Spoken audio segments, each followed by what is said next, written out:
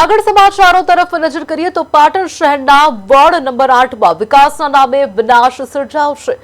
મોટી ભાટિયાવાડ અને જ્વેલરીઝ બજારમાં લાખોના ખર્ચે બનેલા પેવર રોડ પર કોન્ટ્રાક્ટરે જરૂર વગર લિક્વિડ ડામરનો સ્પ્રે કરી દીધો હતો।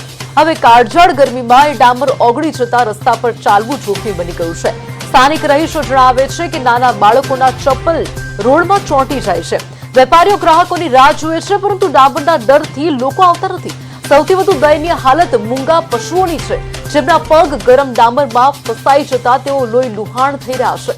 તંત્ર સામે વેધક સવાલ ઉઠી રહ્યા છે। શું કોન્ટ્રાક્ટરને માત્ર ગ્રાન્ટ ખાવા માટે કામ આપવામાં આવ્યું હતું? સારા પેવર રોડ પર ડામર છાંટવાની પરવાનગી ક્યાં અધિકારીઓને આપી હતી?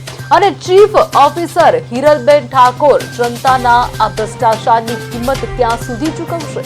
સ્થાનિક રહીશો હવે આરપારની લડાઈના મૂડમાં છે। તપાસની માંગ ઉઠી છે અને જવાબદાર કોન્ટ્રાક્ટરને બ્લેક લિસ્ટ કરવાની અપીલ કરવામાં આવી છે।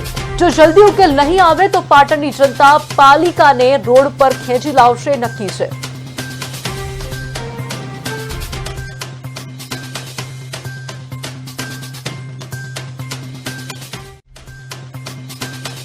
આ વસ્તુ અત્યારે કોઈ કરવાની જરૂર હતી નહીં, પણ કયા કારણે પાટણ નગરપાલિકાએ કરી છે ખબર પડી નથી।